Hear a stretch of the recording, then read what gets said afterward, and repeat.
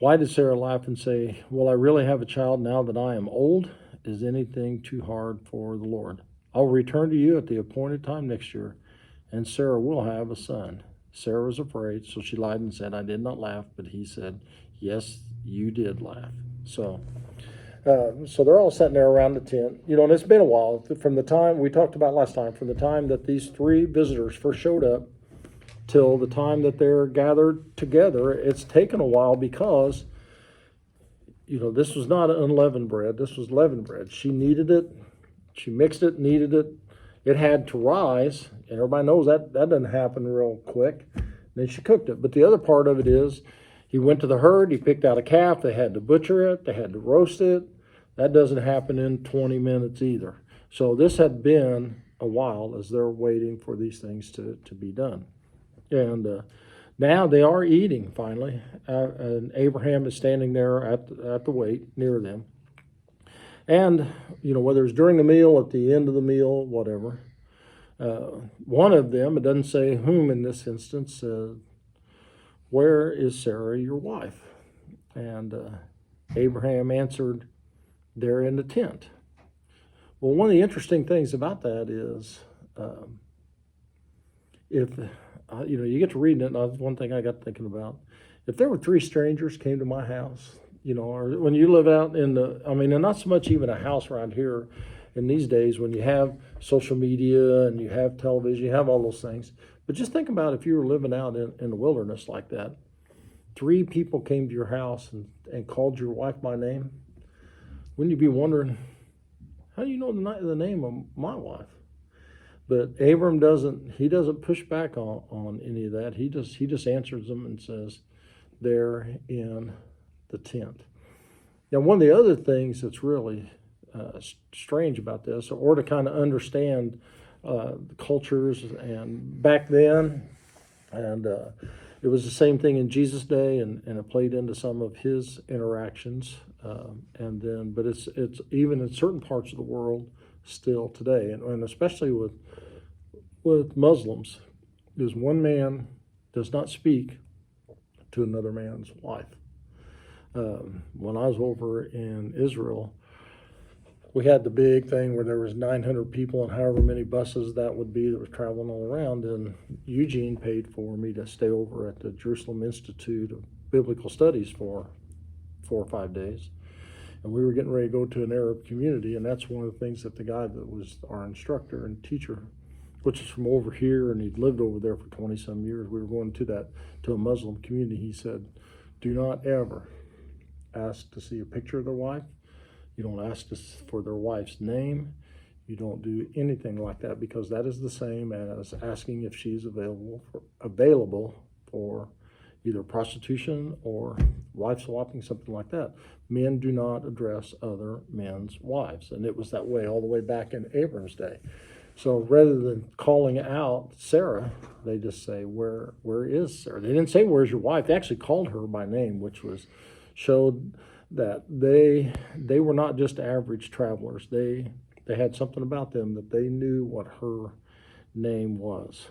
And so it changes from they and them and even Lord with all lowercase letters to verse 10, Lord with the uppercase letters, the way that they use it when it's referring directly to God. So, when Abram says they're in the tent, it means that also she is close enough to hear. And part of the reason she would have been there was if they needed anything, then Abram wasn't going to go get it. It would have been, he would have called to Sarah, who would have went to get it or sent somebody after it, and all of those sort of things. Abram standing at the wait underneath the tree waiting on them. She's at the ready. There's a difference. She's the one that's ready to go get it and everything. So they know that she's there. And this is kind of the way of saying, I know your wife, I know her name, I know where she's at, I know she's listening. Let's just get it out on the table. So then he makes that great statement, "I will surely return to you about this time next year, and Sarah, your wife, will have a son." Now, we'll get into it when the baby's actually born, but do you know how old Sarah is at this time? 80? 89. 89. I'd laugh too. Well, I've said that a lot of times in church when we've talked about it, when it comes up with the readings out there. Said, is really. I mean, that's one of those, people are people, the Bible's human. If you were to tell, even if you tried to act like if you're joking around, that's one thing. But to try to be dead serious and tell somebody, Martha, and to tell somebody that's in their 80s, a year from now, God has told me to tell you in a year from now you're going to have a child. They're either going to think you're being stupid, or you're just way off your track somewhere. That train isn't just derailed; it's upside down. And so she did laugh, and it says she was listening at the entrance to the tent, which was behind whoever was speaking, which would have been her place. She's not in there with them, and so. It says that Abraham and Sarah were already old and well advanced in years, 89, 99. Now, what else does it say about Sarah? She was worn out. Well, yeah, but it says that she was past the age of childbearing. What it actually says in the Hebrew was she had stopped menstruating, which means the same thing, and why do you think it would tell us that in this point? Prove it was Yeah, if she is still having her monthly cycles or whatever, does that mean she's still fertile, right? She still can be pregnant. If she's gone through menopause, she's not having those anymore. Then what they're doing with that statement is setting up the miracle. And letting us know that she is way past, it's not a fluke. It's not one of those things, it's not, a fluke of nature to where at this point in time, she is still having her cycles and she is still fertile. She is well past it. And even in the Bible and in old time, where it actually talks about ages and stuff like that, we don't see childbearing into the 60s, 70s, 80s. People lived that long, but it was into more generations past then. So she laughs to herself and thought, and what's the two things she says? Worn out and old. I'm worn out and Old. And Abraham is old, or my master, or my husband, and some people take offense to that. That's the way it would have been thought of back then. It's the way, that's one of those trying to put our culture on them. And Abram would have been the master, not just of Sarah, of everybody in the household, of Ishmael, his other son, all those things. That's the way that it was. So she says, I'm worn out. Abraham is old. So now will I have this pleasure? And what pleasure is she talking about? Baby. Having a child. And what else does this tell us? If she is making these kinds of questions, and this is not so much a faith question, it's actually a question about Abraham. What's Abraham already been told about 10 years before this? He was going to have another child, and it was going to be through Sarah. So it appears that Abraham has not shared that conversation with Sarah. Now, they believe that's for a couple of reasons. There's some people that believe that, that was a private conversation between him and God. And a lot of people keep their private conversations with God to a private conversation with God. Whether they're speaking to God or God's speaking with them. And until God says you can go ahead and give that message, that Abraham may have felt like it wasn't his to share yet. The other side of that believe that, which to me this is kind of hard to believe, was that Abraham had a little bit of doubt and he didn't want to get Sarah's hopes built up and then nothing happened. And now it's been like 10 years, and there's actually you don't want to listen to her for 10 years. Yeah. Stay away from me. I'm trying to Elijah. I always there was the Shunammite woman, the woman who he stopped and he stayed. She had a room set up for him, and he would stop at her house as he was coming through. I mean, it was his room, his place, and so he asked her one day. He said, what could I do for you? You want me to talk to the king for you? Because he had access to the king. And would you like? Well, she said, we have everything we need, and as we find out later, we read about her some more, that they had servants, they had goods, they had all kinds of stuff. She said, I really don't need for you to talk to kings. She said, and then his servant says to him, said, she doesn't have a child. And he said, then let the Lord give you a child. And you remember what her answer was? Don't tease me like that. I can't stand it if that would not come true, that you would tell me something like that. So, that part, there's those folks that may think that Abraham was budging a little bit to protect Sarah from that kind of feelings if it didn't come through. But Abraham believed God. It was counted him as righteousness, right? And that was the whole thing about all this. So I tend to lean towards this was, an appearance that God had to Abraham, and that Abraham was keeping it between him and God until the time came that he was supposed to tell it. And that time hasn't come now. Now God is telling Sarah the same thing. And so now, what do we say about men talking to women?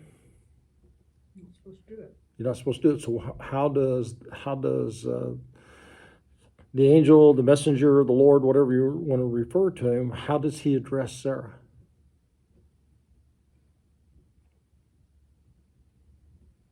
Through Abraham, because he says, why did she laugh? And then, Yeah, he doesn't talk to Sarah. He talks to Abraham. And so the Lord said to Abraham, verse 13, why did Sarah laugh and say, well, I really have a child now that I am old? So, he's putting Abraham. And it comes down because who's responsible for the household too? He's the master. Anything that happens in that house is his responsibility. But at the same time, it is following those same sort of things. He is addressing it to, he's answering Sarah's question in her mind because he knows what she was thinking. And so she said to herself, she didn't say it out loud because she's not allowed to address them either. So he is showing, number one, that he heard what she said, or he was aware of what she said, even though she said it to herself, and she laughed to herself.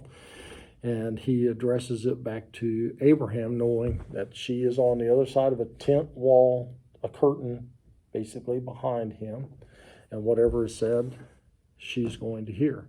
But the protocol was you didn't talk to women, but he's talking to women.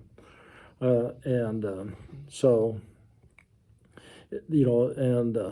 the other thing too, what did Sarah say? She said 3 things, and he addresses 2. She's afraid. She said that she laughed because she said, I am what? tired and old. Well, I'm tired and old, and Abraham is old, and and she's past the age of childbearing. So what's his answer to her? You said that I really have a child now that I am old. So he addresses that with her.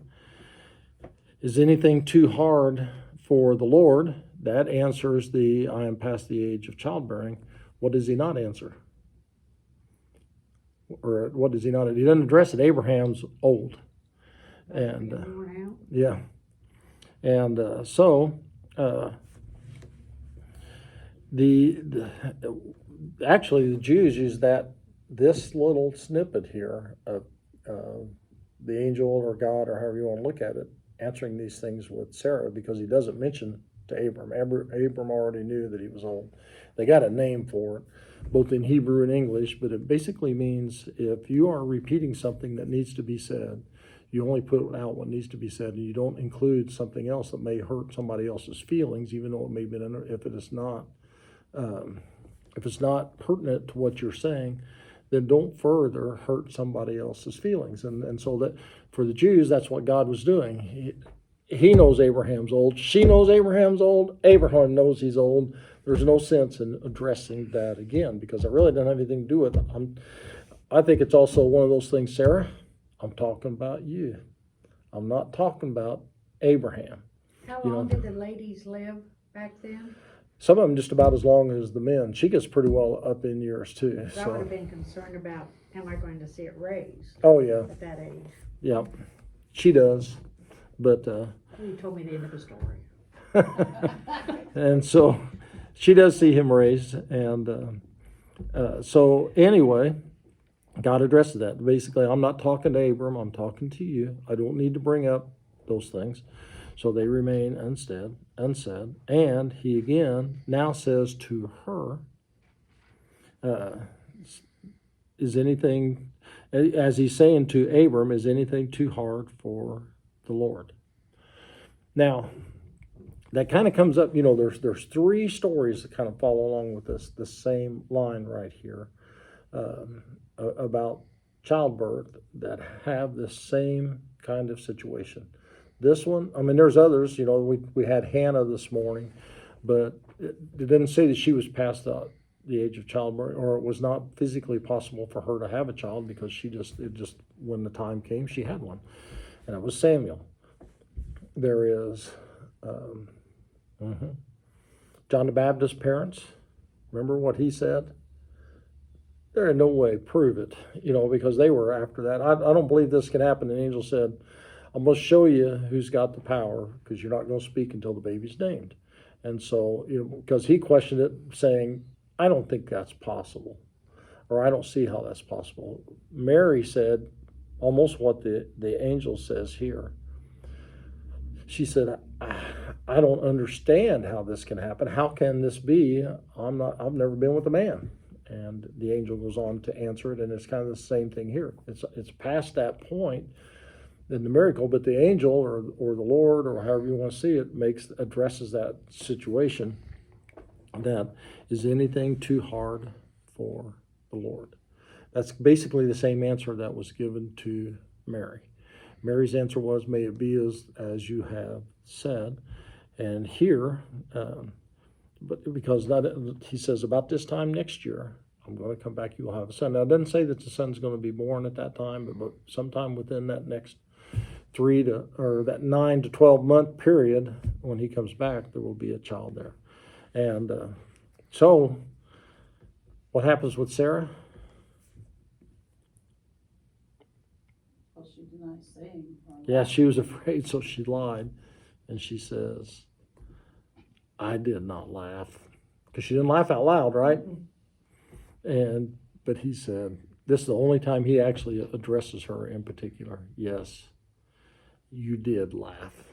In other words, I know better. I know what you did. Now, what's interesting about this, what does he not address in this last line that it says in the next to last line?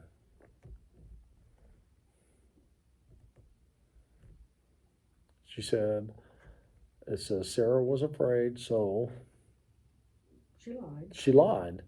Does he say anything about her lying? No, because everybody understands that's not the situation, and she did it because she was afraid, didn't make it right. What he does is addresses what is the truth, and you don't have to come right out and say you lied. But he says yes, you did. That's the same as saying I know what the truth is. So you don't have to get tied up in accusations. You can just state the facts. And so that's kind of what he did. So now we've got it set up that within 12 months, there is going to be another child, the child of the promise. Remember the promise, which is where we also get that term promised land. I'm going to give you this land as far as you can see, north, south, east, west. You're going to have as many descendants as there are stars in the sky, sand on the sea, all those sort of things, more than you can count. So that part's over. and they've been there for a while. Like we said, we talked about as we began. The meal's over, the conversation's over. And so, verse 16, when the men got up to leave, they looked down toward Sodom, and Abraham walked along with them to see them on their way. Then the Lord said, shall I hide from Abraham what I am about to do? Abraham will surely become a great and powerful nation, and all nations on earth will be blessed through him. For I have chosen him, and he will direct his children and his household after him to keep the way of the Lord by doing what is right and just, so that the Lord will bring about for Abraham what he has promised him. So they're getting up to leave, and Abraham, being the good host, what does he do? He walks with them for a ways. We used to have a joke about my mom. I don't know if we ever told my mom or not.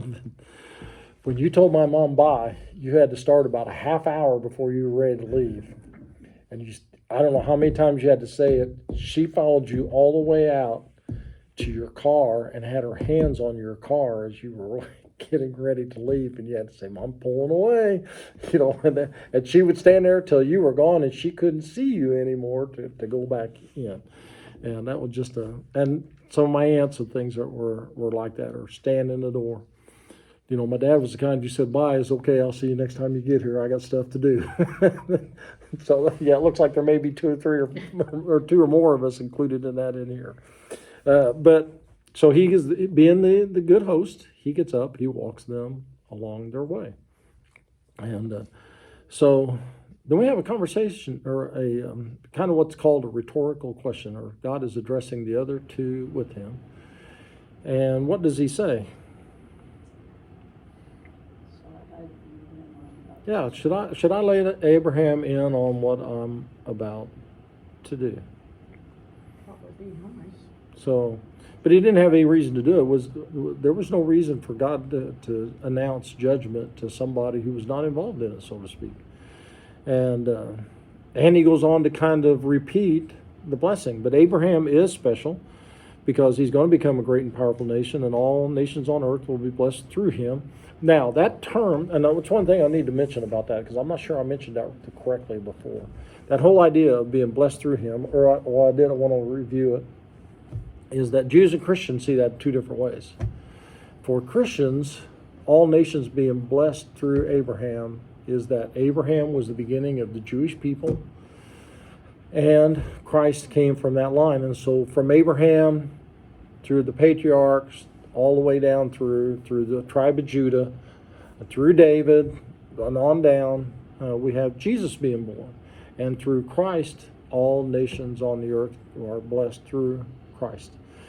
The Jews see it in light of what else comes up, that the Jews, starting with Abraham and through the Jews even to today, that their role in blessing the nations is bringing them what we call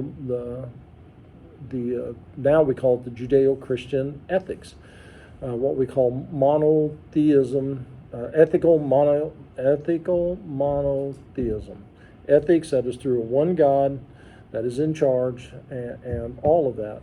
And so through that is the Jews' role is to live that ethical monotheism and the worship of that as well, and through that teach other nations, teach people how to live according to God's ways. That through the Jews we get the law, we get all the do's and the don'ts, we get all the righteous teachings, and all those, especially through the Torah.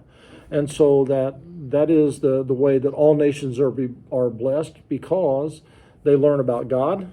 They learn about God's law. They learn about God's righteousness, and all of those things through the Jews. And so that's one statement here that is taken different every time that it's mentioned by Jews and Christians.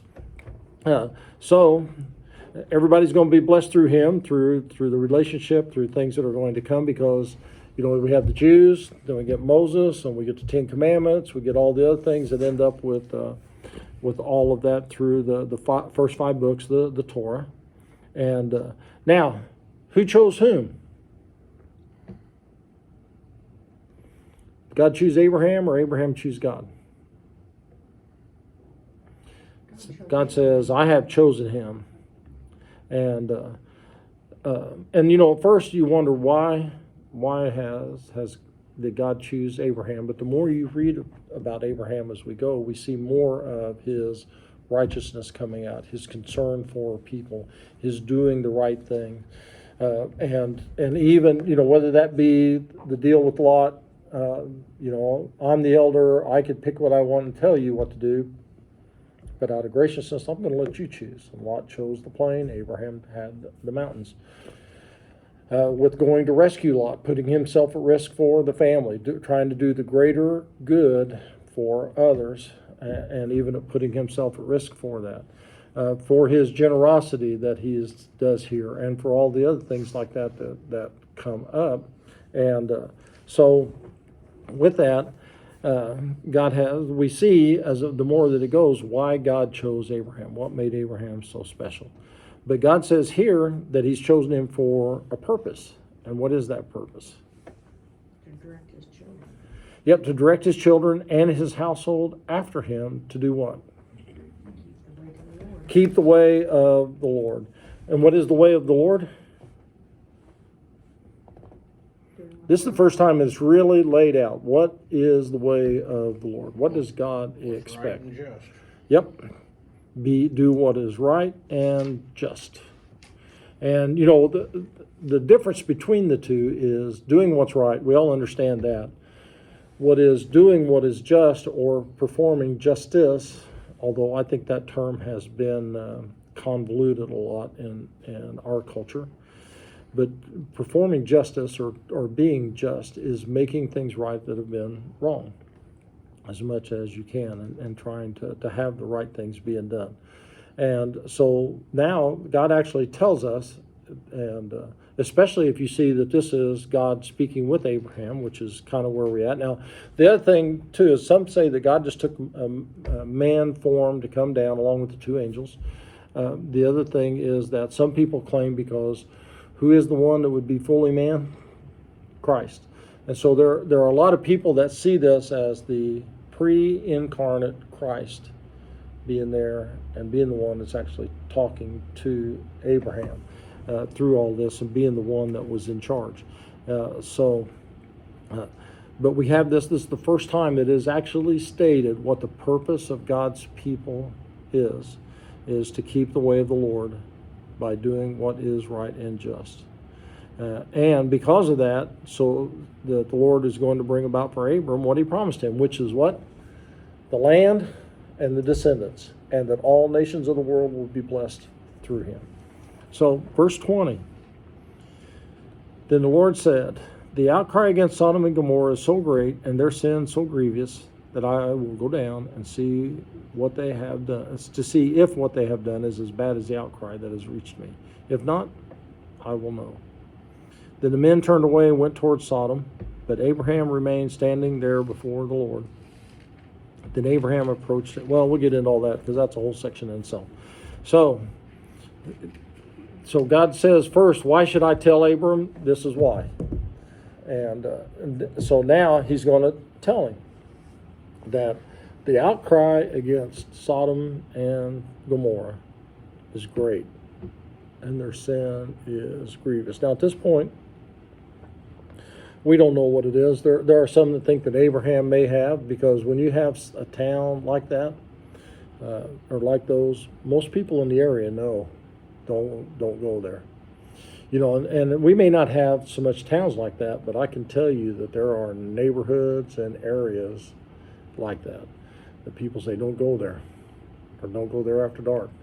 And they're not all in big cities. When I lived down south, there was a few places that if you were from the north, you don't go there, you know, and that kind of thing. So, but anyway, he tells them their sins are grievous. So it's not just that they're sinning, it's bad. So what's he going to do? Well, see it. I'm going to go down and see it. See if it's as bad as what I've heard it is. Now, does God have to go down and see it? No, he can see it from where he is. And does God really go down to there? No, he sends the angels to go down to that. So It's one of those that basically I'm verifying what is going on. It doesn't mean that he doesn't know, that he's not sure. It's but some people see part of the lesson there is that you don't make rash judgments. You don't go. What some see as the kind of the modern lesson is that you don't go off of hearsay, right? You find out for yourself. You confirm what the facts are before you decide what just is or what punishment should be, and all of that. So he's saying, if it's not that bad, I'll know. But he already knows. This is about as close as he gets to it, because they part. And when we see who walks into Sodom and Gomorrah, actually to Sodom later, it's just the two angels. Now, the other thing, too, about all this, there are all those people out there that think that angels have wings and halos and gowns and all that. If they'd have done that, he would have known what they were coming on. The guys in Sodom and Gomorrah would have known what they were. They appeared like everybody else. That term angel literally means, both in the Hebrew and Greek, the Old Testament and the New Testament, it means messenger of God. So now these were some sort of supernatural creatures. These weren't just people, messengers like in a prophet. That's where that word is different. And these are messengers from heaven, from God, to go down. So they turn away and they go through Sodom. But Abraham, this is verse 22, but Abraham remained standing before the Lord. Now, that in itself is a pretty good statement about Abraham, because servants bow or sit or stand behind. Friends stand beside you and stand before you. Your servants don't stand in front of you and before you. They stand behind, or they sit, or they're like Sarah, they're behind the curtain. Friends stand face to face with you. So this is a statement of the friendship between Abraham and God. And we see, the conversations that they've just had. So Abraham is standing there as a friend, not as a servant. So as he's standing there, he comes up to him, and we'll start reading there again with verse 23. Then Abraham approached him and said, "Will you sweep away the righteous with the wicked? What if there are 50 righteous people in the city? Will you really sweep it away and not spare the place for the sake of the 50 righteous people in it? Far be it from you to do such a thing, to kill the righteous with the wicked, treating the righteous and the wicked alike. Far be it from you. Will not the judge of all the earth do right?" The Lord said, "If I find 50 righteous people in the city of Sodom, I will spare the whole place for their sake." Then Abraham spoke up again. "Now that I've been so bold to speak to the Lord, though I am nothing but dust and ashes, what if the number of the righteous is 5 less than 50? Will you destroy the whole city because of 5 people? If I find 45 there," he said, "I will not destroy it." Once again he spoke to him, "What if only 40 are found there?" And he said, "For the sake of 40, I will not do it." Then he said, "May the Lord not be angry, but let me speak. What if only 30 can be found there?" The Lord answered, "I will not do it if I find 30 there." And Abraham said, "Now that I've been so bold to speak to the Lord, what if only 20 can be found there? For the sake of 20, I will not destroy it." Then he said, "May the Lord not be angry, but let me speak just once more. What if only 10 can be found there?" And he answered, "For the sake of 10, I will not destroy it." When the Lord had finished speaking with Abraham, he left, and Abraham returned home. So, now, has God said anything to Abraham other than their sins are grievous and I got to figure out what's going on? Did he say, "I'm going to send somebody down there to destroy him, to wipe him out"? No. To me, this is me, I think Abraham, like I said, he knew what was going on down there. He knew how bad those towns were. He knew, and so he knew that if God's going to go down there and their sin is so grievous, and that outcry has reached him to the point that he came down, it is not going to be good. Abraham knows in some manner or fashion, whether it's assumption because of how bad they are or what he thinks God has said or whatever, that it's going to be destroyed. And God's going to destroy the whole city. So what does Abraham say to him? Basically, he's saying to begin with, do you think there's any righteous people there? Are you going to destroy the righteous and the wicked together? Don't you think maybe there might be some righteous people there? And, he says, will you sweep away the righteous with the wicked? What if there's good people down there? And righteous, well, that's a special term. Remember what that means in the Bible? Someone's doing their best to live for God. When it said that Noah was a righteous man, Joseph, of Mary and Joseph, that Joseph was a righteous man. That's a term that's not used very much. That is a reference to somebody as trying to live their lives right in the way that God wants them to live. And so he's saying, if there are godly people, are you going to sweep away the godly people with the rest? And, so what if there's 50?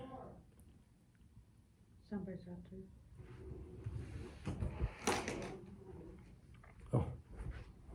So what if there are 50 righteous people in the city? Will you really sweep it away and not spare place for the sake of 50 righteous people in it?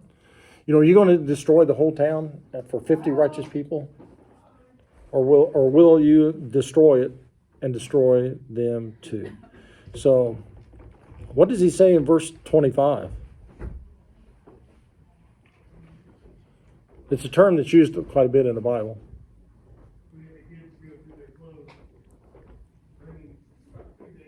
Far be it from you to do such a thing. And that's a term that a lot of people use and things. Far be it from me to do something along that line. But it's a little bit more bold than even that kind of a statement. Abraham is basically saying, don't you dare do that don't you dare destroy the whole town for the sake.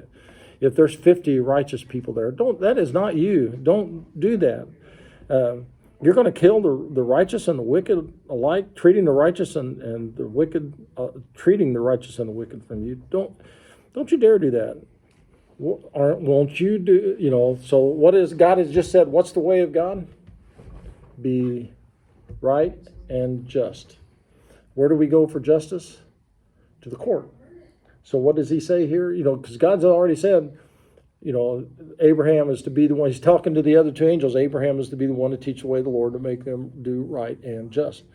And so Abraham says, will not the head justice do the right thing? He calls him the judge. What is the judge? What is it we call them? They are the justice. Didn't mean scary. Pretty drop clothes. Amen. So, We had a pretty big trash bags full. okay, cool. There's shoes in there as well. Yeah. We had a brief intermission. We heard mice in the hallway. They're big ones too. They're both over 6 feet tall. Well, So. you send out Mary Jane to Yeah. investigate? Hey, there was no doubt if Mary Jane got up to come out there, it was handled. You were the one that needed to be concerned. Right? So, see you guys. Good luck up. See ya. Sorry for the interruption there, but we had a couple. Prop the door. So, It's still locked. especially with the door locked. So all right, cool, man.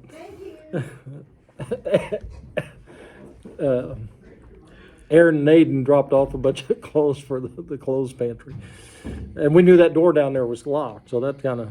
But anyway, so Abraham says to God, "Don't you dare do that. You're the judge, and won't the judge?" And that's capitalized there. You see, won't the judge of all the earth do the right thing? So. And one of there's a couple things about this conversation that it makes it unique of any other what you might call faith book or faith traditions or anything like that. This whole little story here. Number one is that there is not a story any place that I know of or that I've been able to find or that anybody that I've read from has stated in which anybody has a conversation with what's called a righteous God. most of the gods in those days were considered to be fickle. They didn't do the right thing, and that was part of the problem. You had to appease the gods. You had to make them happy. You had to get them on your side. And you definitely didn't have a conversation with them, and you didn't question God. Part of this is the beginning of that, but it goes on through. Some of the Psalms are, why, O Lord, why are you letting this happen? Why did these things occur? It happens in some of what we call the historical books of the Bible. They're not exactly history, but the ones that the Kings, Chronicles, some of the others that are in there, and so it tells us that when you're a friend of God, you can question God. You can actually lay out with God what you think and how you see it, and have that conversation with God. And it's okay to question God in the serious things, the way you think. God already knows what you're thinking. You might as well say it. And especially with Abraham here, because what's he get down to his real concern about Sodom and Gomorrah? Lot, his nephew, his nephew's wife, his nephew's children are all living in Sodom. If they destroy the whole town, who's going to be destroyed? Lot. And so Abram here, this whole idea of the righteous people. Now, Lot may not have been as righteous as Abraham, but he was more righteous than the people there, and sounds like he was trying to do the right things anyway. And so Abraham starts at the beginning, and he argues with God. First, he starts off with don't you dare do that. You're the judge. You say you're going to do what's right. And then it's he keeps backing off with each step until finally he gets down to I'm just dust and ashes, and as he's getting down to the serious thing. Now, when I was in high school, I had a friend, Steve Nathan, that I hung around with quite a bit, especially my sophomore and junior year. And Steve was Jewish, and Jewish. And so that was my first encounters with Jewish people. And somebody made a comment about someone Jewing somebody down. And I asked him, I said, where's that come from? He said, don't you know? And he referred back to this story, because that's, God started up here and he keeps it getting. He starts with 50. He starts with the whole thing, then to 50, and gets down to 10. And so, and you can see this kind of what he's doing here. It's not an argument. He's actually debating with them. And even to the point that he doesn't say, would you do it for 45? Because that sounds like a big number. What's he say? Well, how about 5 less? If we just take 5 off, is that, that's not a very big number. Is that enough to change it? And then 40, that's another 5. And so, then what about it? Don't be angry. I just want to ask you another question. What about 30? And so then he gets down to, God says, I will not do it if I find 30 there.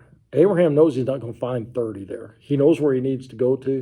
And I think God kind of did too. I can almost see this as kind of back and forth between a couple of buddies and things, but this is serious. And so he says, now that I kind of spoke my mind to get started, he actually says, now that I've been so bold to speak to the Lord, that I know I started off kind of rash, but what about 20?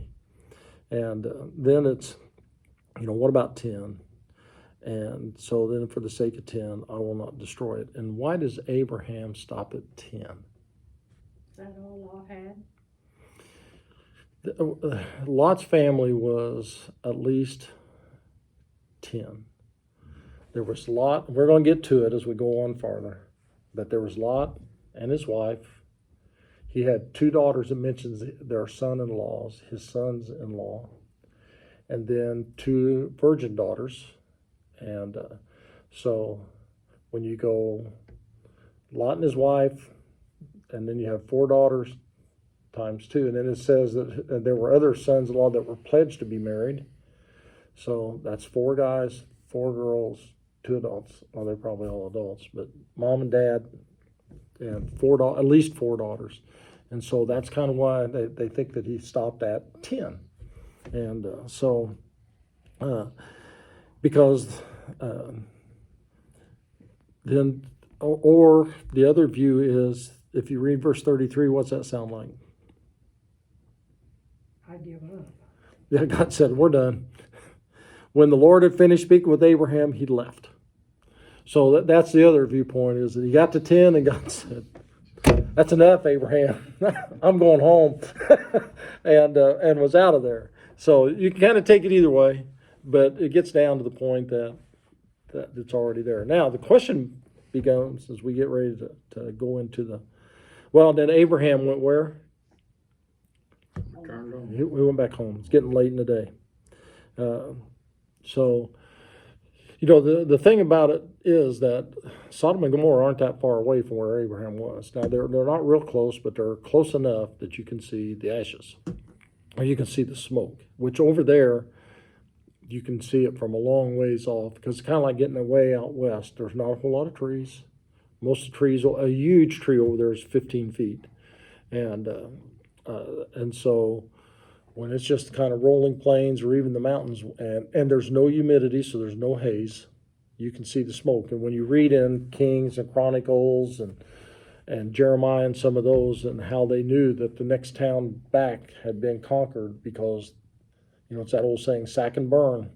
And they saw the smoke rising from that town, and they'd see this town over here, and they knew that the invading army was coming at them.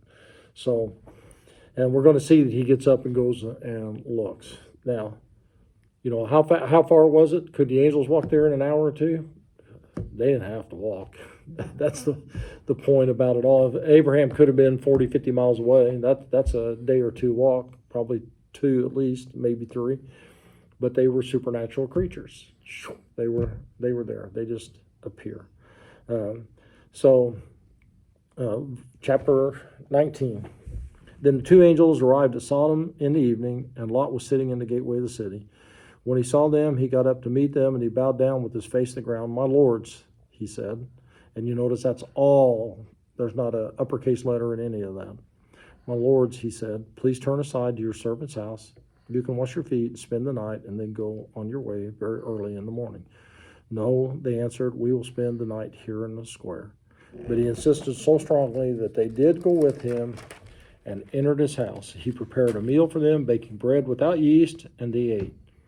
Before they had gone, I'll stop there, and then we get into the rest of it. So, Lot's at the gate. Now, there's a couple different reasons why he may have been at the gate. Some people think that he might have risen to some sort of prominence in the city. That's where the quote city fathers said, or the elders as they called them. That's where business was transcribed. That's where city business was taken care of. That's where basically lawsuits and trials and all those things took care of. Others say that he was there watching for strangers because he knew what would have happened in the town. And so it's getting to be evening, and he's sitting at the gateway where you have to come into the town, because a lot of times if there's a gate, what's that tell you about the city? They lock it up. Yeah, it has a wall and they lock it up. And so, and it usually means there was only one way in. At the most, there was 2 for most size towns. Basically, the road came in and went out. And there wasn't more than that because gates were hard to defend and all those things. So he's sitting at the gate of the city. When he sees them, what does he do? He goes to meet them and bows. Yep. Does it sound familiar? He bows down to the face of the ground. Please come to your servant's house, wash your feet, spend the night, go away. That's back in chapter 18, he saw them, he heard from the entrance tent, he bowed low to the ground. If I found favor in your eyes, don't pass by. Let a little water be brought to wash your feet. Rest under this tree. So, you can see that as, they have, and still to today, they have the laws of hospitality over there within the nomads and things, because they don't have motels, and you don't have restaurants, you don't have all that sort of thing. If somebody's traveling, it's your responsibility to take them in. And we see that all the way through the Bible into the New Testament. Matter of fact, I think it's Judges that we get into the point in which a similar story took place, except with a woman. and the whole rest of the tribes and all of them together got up and went and conquered that town because of their unhospitality to those that were traveling, because you had to depend upon the hospitality of strangers. So whether it was that, or because it is so much like Abraham, if it's something that in the period of time that Abraham took him from a small, either a young boy or a young man, and had him for several years, maybe 30, 40 years, that it was something that was instilled in him, something that he saw practice, something that was the way that they were. Like people say, that's the way we do it in our family. And or if you're part of this family, this is what you're going to do, and sort of that thing. But the way, or what we say, the way that he'd been raised. But either way it was, it's almost exactly the same, except that with Abraham, they got there early in the day. With Lot, they get there in the evening. So there's two main differences in what's done with them. With Abraham, they went and they made bread, and they made what kind of bread? Regular bread with yeast. They cooked the calf. It took about all day, and so we're going to see there's a little bit of a difference here. So, but he also says, come spend the night in my house, then go on your way when? Early in the morning. Now, why do you think he wanted them to leave early in the morning? He wants them to get there before night, get up early in the morning. Well, it's kind of jumping ahead, but when you see the whole part of the story, if they're up and they're carousing and there's all that stuff at night, when's the best time to not be seen? In the morning. All the bad people are sleeping in the morning. There's a lot of police raids and all that are done at like 5 or 6 in the morning, and all those because you catch them all sleeping. And so there's a view that that's what he was trying to do. Come now, it's evening, it's not quite nighttime. Get them to my house, get them inside, have them protected. Early in the morning, we can get them out, get them on their way, they'll be safe. He's trying to look out for the safety of these people, is how some see it. What's their answer? No, we'll spend the night in the square. And he's going, oh no. Don't think so. But because, see, he insisted so strongly that they did go with him and entered his house. Now, were they doing that purposely, or were they there for him, or whatever? And so they go to his home, they enter the house, and how's the meal different here? Plain. Well, they baked bread without yeast because there was not time. If it's evening and you're getting ready to go to bed, there's not time to wait for the bread to rise and all of that. And they ate. And it doesn't say anything about meat, does it? They didn't cook, they didn't roast anything, they didn't have time, even if they'd have had it. And now, this is also a first in the Bible, believe it or not. There's a first in that statement. It is the very first time that it talks about, that uses the Hebrew word matzah. And what is matzah? Unleavened bread. The matzo balls and all that kind of stuff. So they baked matzah, unleavened bread. And we're going to see that word gets used a lot within the whole Bible. Passover is unleavened bread. It was for the same reason. There wasn't time for it to rise, and all of that. So that was the big difference. One had all kinds of time and was able to do the other things. This one doesn't. But at this time, where Abram saw them on their way on the road, Lot houses them for the night. And we probably, I got about a minute till, but we probably need to stop there because the rest of it is all one big long story, and we're going to need to go through it again. So we will pick up with verse 4 next week. So I hope you got something out of it, and so go on about your week and have a blessed week and be a blessing to those that you encounter. And we will see you Wednesday night or Sunday morning. God bless you all.